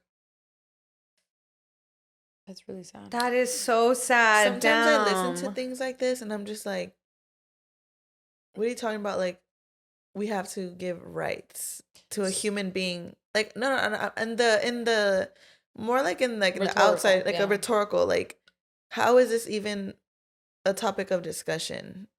In Florida, Governor Santos actually banned any worker protections for workers who are out in the heat. Who is out in the heat? It's immigrants. Yeah, it's just crazy to me that like these are topics that have to be discussed. Like when it comes to like health and, you know, rights and just like basic humanity, fucking human.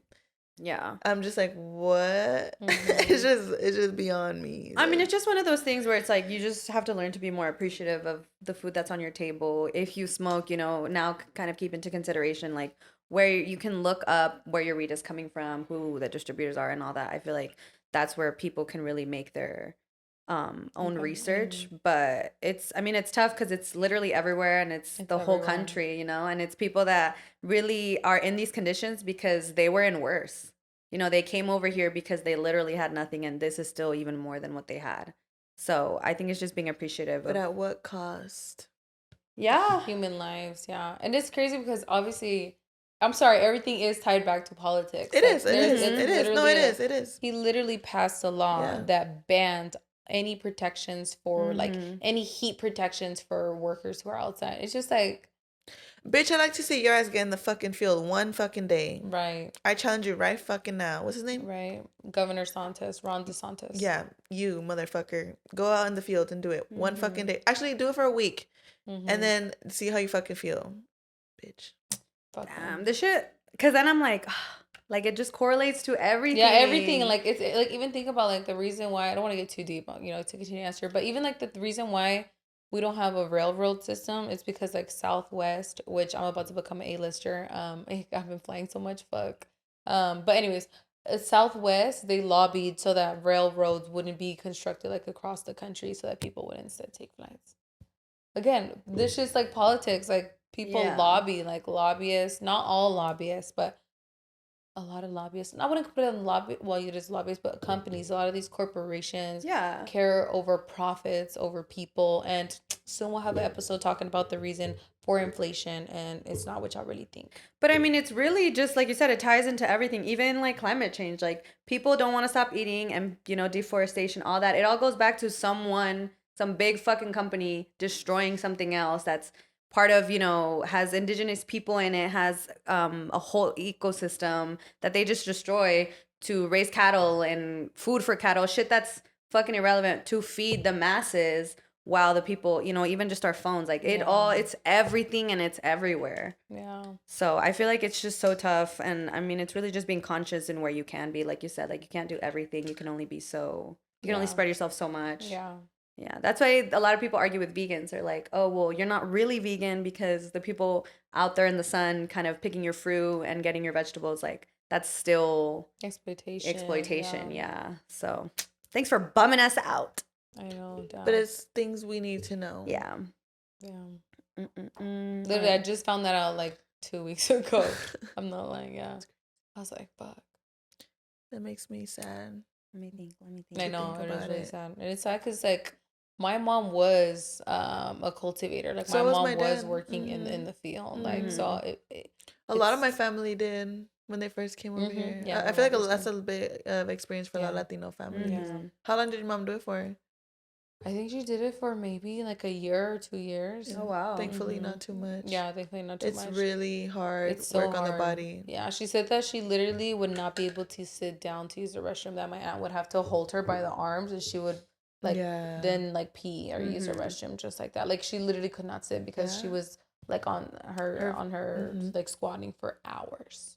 Damn. I know. Shout out to my mom, for real. I love you, Mom. No, really. Shout out to all the farm workers out there. All the farm workers, yeah.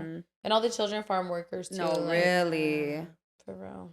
I saw this documentary one time of how a farm worker, like, he's working literally to pick all this fruit and vegetables to put food on other people's tables, but they filmed him going back home and how they didn't have anything to eat. And it was like, what a paradox, like he's breaking his back to provide food for other families.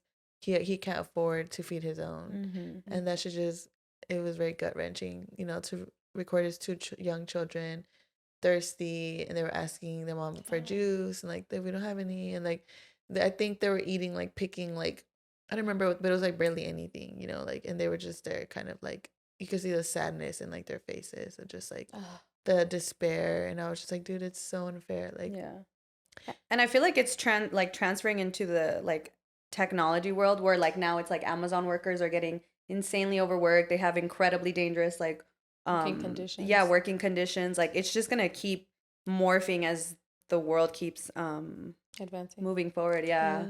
So be thankful, y'all. Be thankful.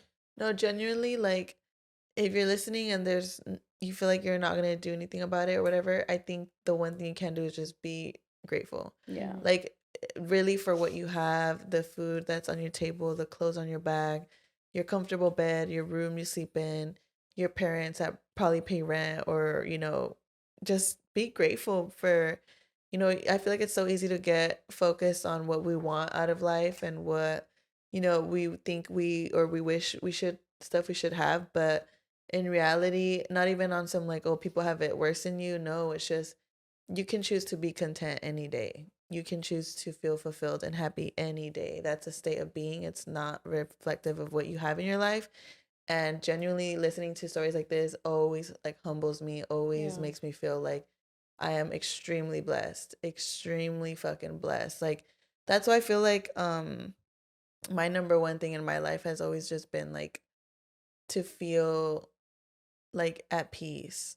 Like, you know what I mean? Like there's definitely things that I want to strive for, that I want out of my life, but my number one, especially after having my son, has always been like I just want to wake up in the morning in peace. You know what I mean? Like go through my life and go my day to day, whatever that looks like, and just feel like I'm not missing anything. You know what I mean? Like if I want something and I'm gonna work for it, I'm gonna do it, but regardless of if I get it or not, I still want to feel like content. I don't want to feel like I'm dependent on those things. You know what I mean? Because that's not me. Como dicen, I feel like I think a lot like cuando te mueras no te vas a llevar nada. Yeah, nada. No te vas a llevar nada. And have you guys seen that movie? What's that one movie called? End of the World or something like that on Netflix? With Steve Carell? No, but I love that movie. The I've one like barely seen it. Or don't look up. My bad. Don't look up. Oh yeah. Oh, with Jennifer Leo. Lawrence. Yes. Leo. Have you seen the ending scene where like the whole world's blowing up and they're just having dinner and they're talking about like they know they're about to die and they're just talking about like, okay, what they appreciated out of life, and they're just saying this most simplest like family oriented things, like memories they had with each other, like things that made them laugh. And that scene has stuck with me since then, because I was like, dude, that is so true. Like if I put myself in that situation, if I knew I was gonna die tomorrow, like, or next week or whatever, like I'm not gonna be grinding hard to fucking buy a Mercedes, bitch. Right. Like I'm gonna be with my fucking family. Like, like that's where, and that's, I feel like people lose sight of that. And I feel like that's why I think stories like this are important. I feel like it makes people kind of return to their humanity, like, and just be grateful. We're all sad now. Actually, thank you for that question. I feel like it's important, to take a moment. And I think especially like you're adding another year to the roster. So it's like, I think it's one of those things that you think about the older you get, you know what I mean? Like, so just something to be mindful of as you're entering your 27th year of life. Like death to my mid-20s. I guess I'm in my late 20s now.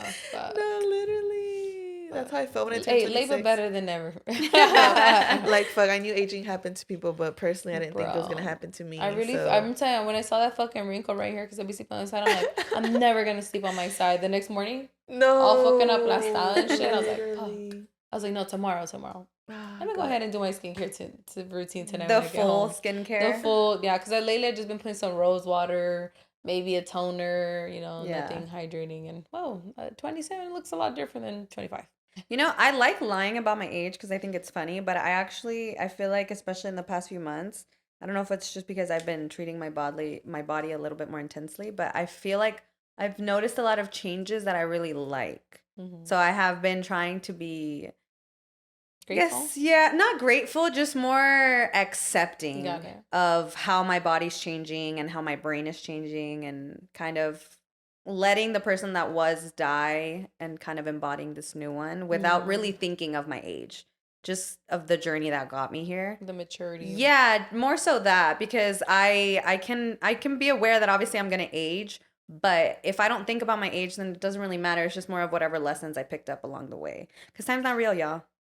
Like, you know what I mean? Like, you're technically finishing your 27th Technically, year. I missed out on 2 years, so I'm like 25. Yeah, exactly. And then COVID, you know, like all those things. So I have been, and I've been talking to a lot of people who are 30 lately, and it's getting me excited. Like that whole 30 and flirty kind of thing. Yeah. My sex drive has been through the roof, and I really do think it has to do with kind of my age. Getting older, yeah. Yeah. That makes sense. I've been horny as fuck. Yeah, honestly, I feel like I look forward to my 30s. I feel like I'm gonna have I will have a lot more stability. Yeah. And I feel like more clarity in terms of like my career. Exactly. Like I think who I was at 24, 26, even right now, where I'm like, okay, I don't even like who that person was. Why am I trying so hard to kind of stay there? Yeah. So I'm really trying to accept, like, okay, I'm gonna be 28 this year. It's okay. Like, how can I move forward? How can I but still keep progressing in myself? Yeah. So don't stress out, y'all. Just be grateful. I feel like it's something to be mindful every single day, being thankful that you can open your eyes, you know, can take a breath. I feel like that's a huge one lately, especially with allergy season, y'all. If you can inhale and smell the roses and see all the beautiful flowers. No, heavy on that. Because remember I told you guys that quote? It said, like, if everyone has a million problems until it's a health problem, then suddenly they have no problems. Yeah, exactly. Just a health problem. Health is the number one thing, you guys. Health literally is wealth. So you can have it all, but wake up fucking sick, dead almost tomorrow, and then what? You know? It's like when you get like a stuffy nose, and then you regret, like, oh, I didn't appreciate when I was able to just fucking breathe. Loving that one nostril. Literally, like you just think about how you used to feel, like just being able to breathe normal, and you take it for granted. Like literally, you guys, like health is important. Mm-hmm. Let me go fucking take a deep breath when I go outside. No, literally, my favorite is taking a deep breath, like when I'm in a forest or like out in like in a national park.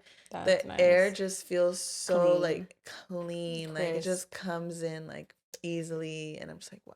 Hey, but I kind of hate when I'm taking a big old sniff and it's so clean it almost burns my nostrils. Have you guys ever felt that? Where it's like it's so crisp, like Vanessa said, that when I inhale, it literally hurts my sinuses. You're like, oh, I need smog. Yeah, I'm like, I need some dirt in this air. Where is the flavor? Yeah, exactly. Not the flavoration.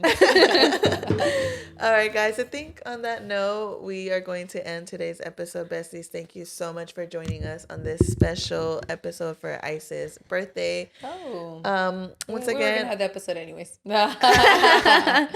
Happy birthday. Thank you. Because it's gonna be her birthday when this drops. So I'm gonna just say happy birthday. Thank you. It's your motherfucking birthday. Hey, thank you. And I want to say thank you to Salud again for inviting us.